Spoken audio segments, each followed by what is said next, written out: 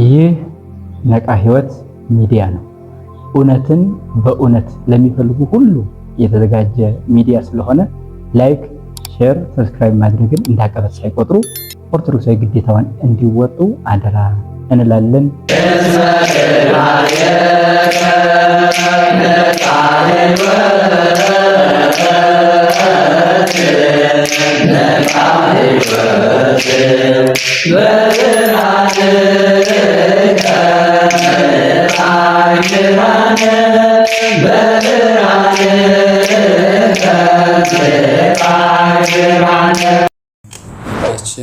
እንኳን ወደ ነቃ ህይወት ሚዲያ በደህና መጡ። እስኪ ዛሬ የሚኖረን ቆይታ ነቃ ህይወት ሚዲያ ነው መመልከትና ማየት የፈለግነው። ከዛም በፊት ግን እስኪ ስሞትን በማስተዋወቅ እንጀምር። እሺ፣ በሀገር ውስጥም ሀገር ውጭም ያላችሁ ሁላችሁም ተመልካቾቻችን ኦርቶዶክሳውያን በሉ እግዚአብሔር ስም እንደምን አላችሁ? ሰላም እግዚአብሔር ከእናንተ ጋር ይሁን። እኔ መምህር መዝገበ ቃል ገብረ ህይወት እባላለሁ። በዋግኽምራ ሀገረ ስብከት በሰቆጣ ወረዳ ወለህ ነቃ ህይወት ጉባኤ ቤት አስተማሪ ነኝ። እላካለሁ፣ አገለግላለሁ ማለት ነው። መልካም። በዚህ መምህር እንግዲህ ከዚህ ጋር ተያይዞ ስሞትን ካስተዋወቁ እንግዲህ የምንገኘው ነቃ ህይወት ሚዲያ ላይ ነው የምንገኘው። ነቃ ህይወት ሚዲያ ማን ነው? ነቃ ህይወት ሚዲያ ማን ነው? ዓላማው፣ ሪዩ፣ ተልእኮው ምንድን ነው? ተመልካቾቻችንም ይህንን ሚዲያ እየተከታተሉ ያሉ እና እየተከታተሉ ያሉ ሁሉ ዓላማውንና ሪዩን መረዳት ስለሚኖርባቸው ዓላማው፣ ተልእኮው፣ ሪዩ ምንድን ነው? አጠቃላይ ነቃ ህይወት ሚዲያ ማን ነው?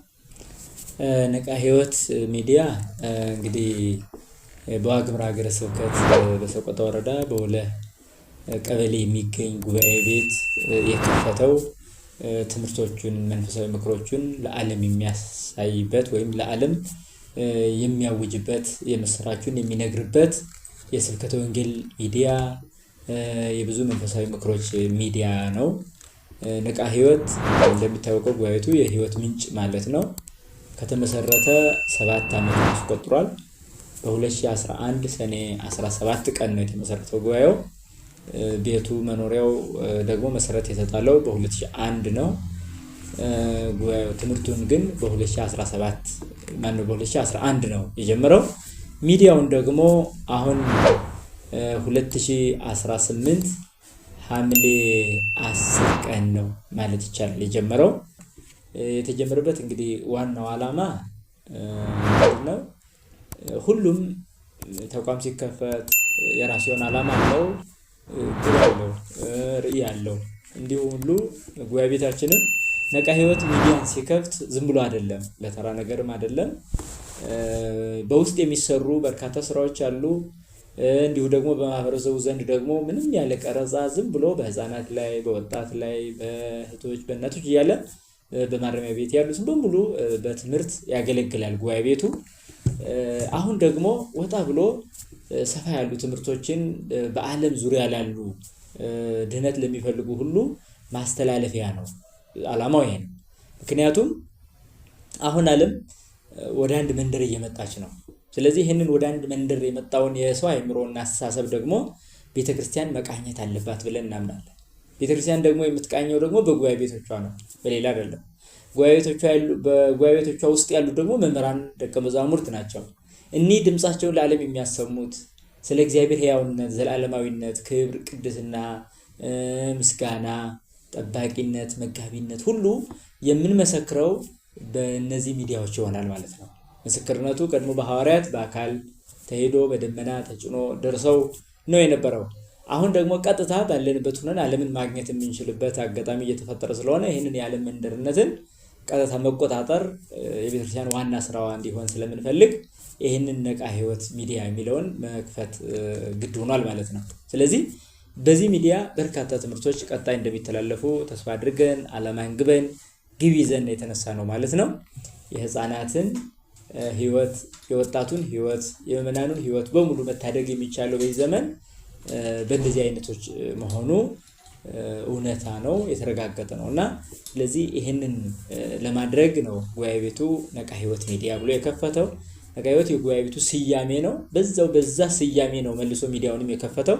ነቃ ህይወት ሚዲያ የሚለው በርካታ ትምህርቶችን ለማስተላለፍ የታሰበ ብዙ ወጣቶችን ለማስተማር፣ ብዙ ህፃናትን ለማስተማር፣ ብዙ እናቶችን አባቶችን ሃይማኖታዊ ትምህርት ለማስያዝ፣ መንፈሳዊ ምክሮችን ለማስተላለፍ የተከፈተ መንፈሳዊ ሚዲያ ነው ማለት ነው።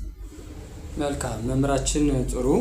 እንግዲህ ከዚህ ጋር በተያያዘ ምንድነው መምህራችን መጠየቅ የምንፈልገው ሚዲያ መክፈት አንድ ነገር ነው። በዛም ላይ ተመልካቾቻችን በውጭ ወንጌል ማግኘት ማይችሉም ባሉበት ጉባኤ ቤት መከታተልና መማር የሚችሉበትን አጋጣሚ መፍጠሩ በእጅጉ መልካም ነው። ነገር ግን ይሄ እንዳለ ሆኖ ሚዲያ በሚከፈትበት ጊዜ እንግዲህ የሚያስፈልጉ ማቴሪያሎች አሉና የሰው ኃይልም አለ ጭምር። አሁን ነቃ ህይወት ሚዲያ አሁን በሰው ኃይልም ሆነ በማቴሪያል ሙሉ ነው ማለት እንችላለን? ሙሉነት ከሌለው ቀጣይነቱ እስከምን ድረስ ነው ሊሆን የሚችለው? እንደው በምንድን ነው የምትገልጹት? ይሄን ጉባኤ ቤታችን እንግዲህ ሚዲያ የሚከፍትበት አቅሙ አናሳ ነው። ምክንያቱም ሚዲያ ብዙ የሚፈልጋቸው ነገሮች አሉ። ለዛ ነው አንዳንድ የለቀቅናቸው ቪዲዮዎችንም የምታዩ ጥራት አይታይባቸው። ያ ማለት ድምጻቸው ምናቸው ሁኔታው እንደምታዩት ነው። ይህ የሆነው ደግሞ የራሱ የሆነ ካሜራ የለውም።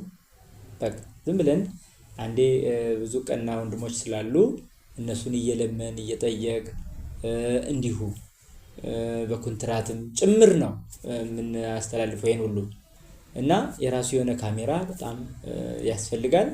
ሌሎችም ሚዲያ የሚፈልጋቸው ነገሮች አሉ። እነዛን ሁሉ ያሟላ አይደለም። ምንም ሳይኖረው ግን መጀመር ችሏል። ከዚህ በኋላ ማገዝ ግን የሰሚው አካል ነው ማለት ነው። በቃ ቢያንስ ብዙ ነገሮችን ለጉባኤ ቤቱ የሚያደርጉ አባቶች አሉ፣ እናቶች አሉ። ግን ቅድሚያ ያው የደቀ መዛሙርቱም ህልውና መልሶ በመናን እጅ ላይ ያለ ስለሆነ ይህንን ሚዲያ ስንከፍት ግን የተሟላ የካሜራ የእቃ የሌለው ነው ማለት ነው። ስለዚህ ይሄ የተሟላ ነው ማለት አንችልም። አንዳንድ ጊዜም በስልክ በምንም እያደረግን ጭምር ነው የምንልከው።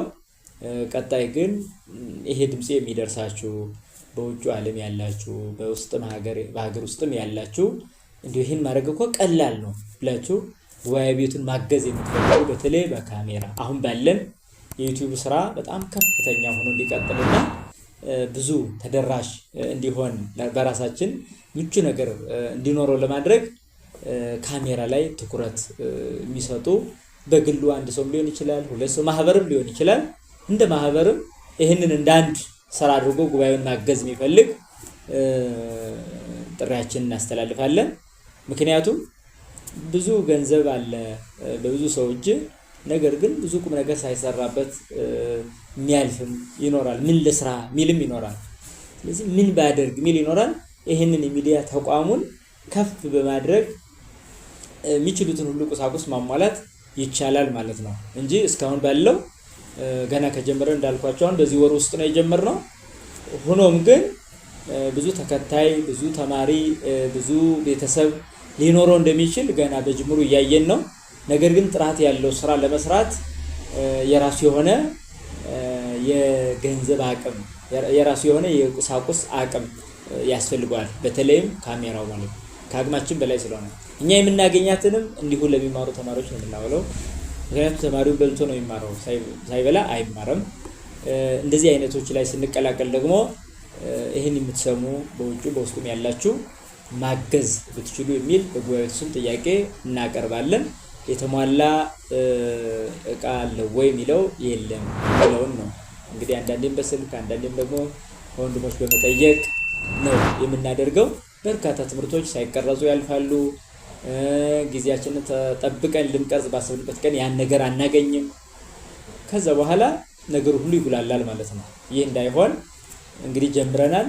እንዲያውም ባለመጀመራችን ብዙ በያላችሁበት ሆናችሁ ለምን የሚል ጥያቄ ታቀርባላችሁ። እኛ የማንጀምርበት ምክንያት የነበረው የትምህርት እጦት አይደለም፣ የምናቀርበው ነገር አተን ሳይሆን የምናቀርብበት ወይም የምናስተላልፍበት መሳሪያ ስለሌለ ነው። ያ ነው የዘገየን።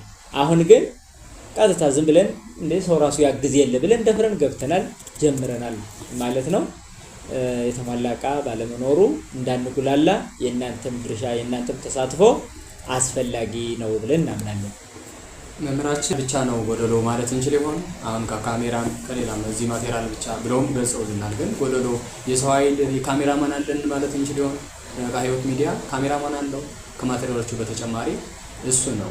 የሊቃውንቱስ ሙሉነት ይኖር ይሆን? ከተገኘ ሌላውን አናጣም የሚል እምነት አለኝ። ለምሳሌ የሰው ኃይልን በተመለከተ እዚሁ ጉባኤ ቤቱ የሚያፈራቸው ብዙ ወንድሞች አሉ። አሁንም ሙያውን የሚሰሩት እንዲሁ በነፃ የሚሰሩ ወንድሞች አሉ፣ ኤዲት የሚያደርጉት ማለት ይቻላል። ቀጣይ ግን የራሱ የሆነ ሚዲያው ቋሚ ሰው ይኖረዋል።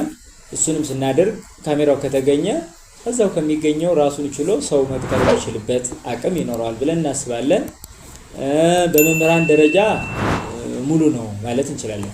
ምክንያቱም ጉባኤ ቤቱ የሚያፈራቸው መምህራን በሙሉ በዙሪያ ያሉት ነው።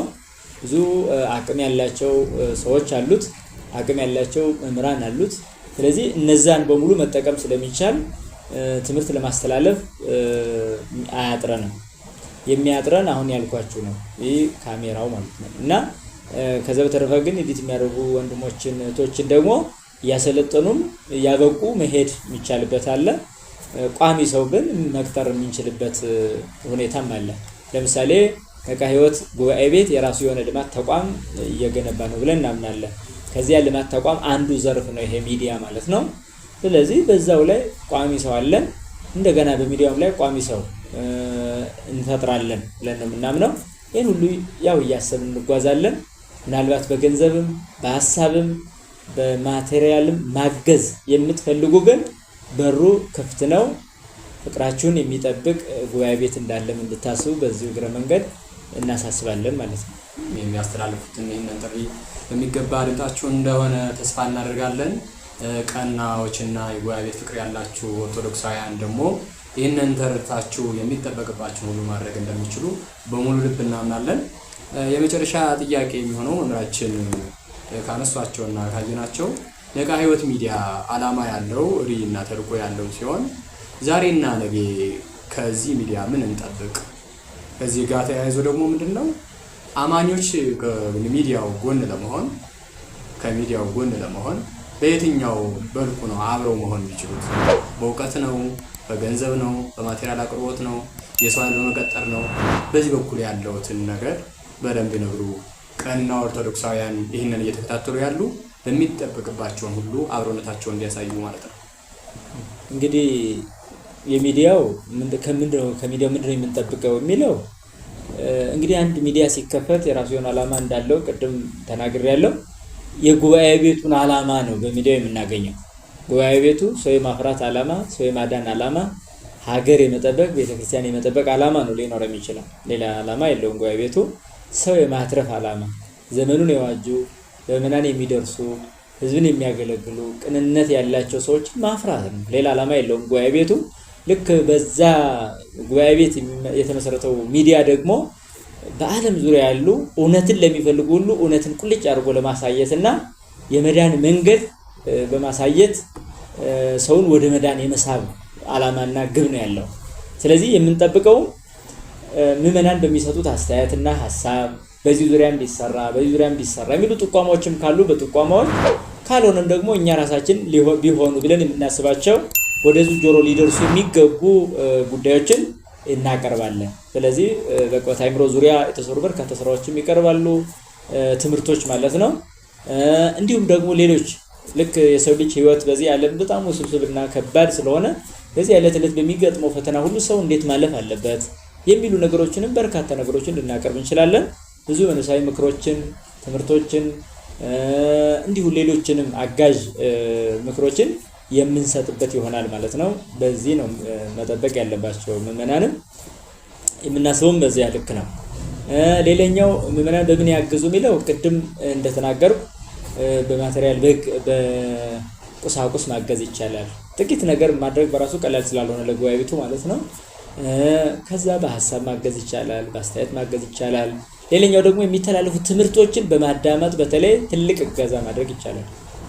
ትምህርቱን ማዳመጥ እንደመቻል ያለ ትልቅ ነገር ስለማይኖር የሚለፋው ሰው እንዲሰማ እንዲለወጥበት ስለሆነ በሰሙት ተለውጠው የመዳን መንገድ እንዲከተሉ ማድረግ ነው የጉባኤቱ ዓላማ ወይም የሚዲያው ዓላማና ስለዚህ ያን ዓላማ ተረድቶ ሰው ጊዜና ቦታ ሰጥቶ ቁጭ ብሎ የሚማርበት ልጆቹን ይዞ ቤተሰብ ይዞ በቃ ይሄ ሚዲያ እኛ እንድንማር የተከፈተ ነው ብሎ እንዲማር ነው ትልቁ ነገር። እሱ ነው ከምዕመናን የሚጠበቀው። ከተማሩ ይገባቸዋል፣ ከገባቸው ደግሞ ማገዙ እዛው አለ ማለት ነው። በቃ ስለዚህ እኛ እየተማርንበት ስለሆነ እነሱን ደግሞ የምናገዘው በዚህ ነው ብሎ ደግሞ ራሱ የሚያስበው ሁሉ ሊያደርግ ይችላል ማለት ነው። ስለዚህ ትልቁ ነገር ራሳችን ተጠቅመን ሌሎች ጓደኞቻችን፣ ቤተሰቦቻችን እንዲሁ ጎረቤቶቻችን ሁሉ እንዲጠቀሙ ማድረግ ይሄ እገዛ ነው የሚባለው ማለት ነው። ይሄ እገዛ ነው ብሎ እንትኑንም አይተን ብሎ ማለፍ ብቻ ሳይሆን እንዲሁ ላይክ ማድረግ በራሱ ዋጋ አለው።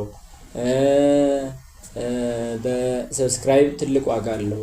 ስለዚህ እሱ ነገር በሙሉ ቤተሰብ መሆንና እኛ የሰማነው ሌላውም እንዲሰማ መጓጓት ይሄ ትልቅ ክርስትና። ስለዚህ ቀድሞ ና ክርስቶስ መጥቷል እያሉ እያሳዩ ነበሩ። አሁን ደግሞ ይኸውና ይሄን ትምህርት ስማ እያሉ መጋበዝ ይቻላል። ዓለማዊ ነገሮችን በማየት ጊዜ ከማሳለፍ ፊልሞችን እንዲህ ዝም ብሎ ተራ የሆኑ ነገሮችን ሁሉ ጊዜ የሚወስዱ ነገሮችን እያዩ ከማሳለፍ በጉባኤ በኩል የሚተላለፉ መንፈሳዊ መልእክቶችና ምክሮችን እየሰሙ ነፍስን ማለምለም አይምሮን መጠበቅ አስፈላጊ ነው እና ምዕመናን ትልቁ እገዛቸው አንዱ ይህንን ሚዲያ መጠቀማቸው ነው። ከዛ ለሌላውም እንዲጠቀሙ ቤተሰብ እንዲሆኑ ማድረጋቸው ነው። ሌላው ደግሞ ትምህርቱን ከተማሩ ደግሞ ማገዝ ባለባቸው መጠን ሁሉ ሊያግዙ በሚችሉት በገንዘብ ሊሆን ይችላል፣ በቁሳቁስ ሊያግዙ ይችላሉ ማለት ነው። ስለዚህ በጋራ ከሆነ እናድጋለን ብለን እናምናለን ማለት ነው። የምዕመናን እገዛ ግን የበለጠ ያስፈልገናል። ጉባኤ ቤቶች የራሳቸው አቅም መፍጠር አለባቸው ብለን አምነናል። በቃ በዚህ ዘመን ተጽዕኖ የሚፈጥሩ ጉባኤ ቤቶች እንዲኖሩ እናምናለን። በቃ ዝም ብሎ እንደ ተራ አይነት ሆኖ መኖር የለባቸውም። ጉባኤ ቤቶች በጣም ትልልቅ ተቋማት መሆን መቻል አለባቸው። ትልልቅ የሰው መፈጠሪያ መሆን መቻል አለባቸው። ዳግማዊት ገነት ናት ጉባኤ ቤት። በጣም ዳግማዊት ገነት ማለት ይቻላል። በምድር ላይ ያለች በምድረ ፋይድ ላይ ያለች ገነት ብትሆን ገነት ናት፣ ጉባኤ ቤት ናት። ስለዚህ ጉባኤ ቤትን እንደመደገፍ ያለ ትልቅነት፣ ጉባኤ ቤትን እንደመደገፍ ያለ በሊቃውንት ተፈጥሮ ላይ መሳተፍ የለም። ስለዚህ ጉባኤ ቤትን ማየት ቤተክርስቲያንን ሙሉ ለሙሉ ህይወቷን ማየት እንደማለት ነው። ስለዚህ ጉባኤ ቤቶች የቤተ ክርስቲያን አንደበቶች ናቸው። ገዳማት የቤተ ክርስቲያን ልቦች ናቸው። ስለዚህ በልቧ ታስባለች፣ በአንደበቷ ትናገራለች። ቤተ ክርስቲያንን መጠበቅ ያማረው ሰው ጉባኤ ቤቶችን ገዳማትን ይጠብቅ። በዚህ መልክ ቤተ ክርስቲያን ማስቀጠል እንችላለን። ፈተና በበዛ ሰዓት እኛ አንድ መሆናችን ራሱን የቻለ ዋጋ አለው። ስለዚህ ጉባኤ ቤቶች እንዲያድጉ በያላችሁበት እገዛ ማድረግ መረባረብ ያስፈልጋል። አይናችሁን ልባችሁን ለጉባኤ ቤቶች መምህራችን ቃለ ሕይወት ያሰማልን። እንግዲህ የወለህ ነቃ ሕይወት የመጻሕፍት ትርጓሜ አራቱ የመጻሕፍት ትርጓሜ የጉባኤ መምህርና የነቃ ሕይወት ሚዲያ ዋና ስራ አስኪያጅ ወይም ደግሞ ባለቤት መምህራችን ያስተላለፉትን ይህንን በሀገር ውስጥና በሀገር ውጭ የምንገኝ ሁላችንም ኦርቶዶክሳውያን ይህንን ጥሪ ልናደምጥና በሚጠበቅብን ሁሉ ማድረግ የሚጠበቅብን እንድናደርግ ጥሪያቸውን አስተላልፈዋል። ይህንን ደግሞ ቀጥታ የጉባኤ ቤቱን መምህርን በማግኘት የልማት ተቋሙን ኃላፊን በቀጥታ በማግኘት አስፈላጊውን ነገር ሁሉ በማሟላት ከጉባኤ ቤታችን ጎን መሆን እንደሚጠበቅብን በአጽንኦት አስተላልፈዋል። ስለዚህ የሰብስክሪፕሽን ዘመቻውን ሆነ ሌሎች በማጋራት በኩል የትኛውም አልጎሪዝም የሚጠይቀውን ነገር የሚጠበቅብንን ኃላፊነት በማድረግ የወለህ ነቃ ሕይወት ሚዲያ የሁላችን ሚዲያ ስለሆነ አብሮነታችን መግለጥ እንደሚጠበቅብን አጽንኦት ሰጥተዋል። በሀገር ውስጥም በሀገር ውጭም ያላችሁ ኦርቶዶክሳውያን የሚጠበቅባችሁን አድርጉ የሚለውን ነገር እንግዲህ ማሳሰብ እንፈልጋለን።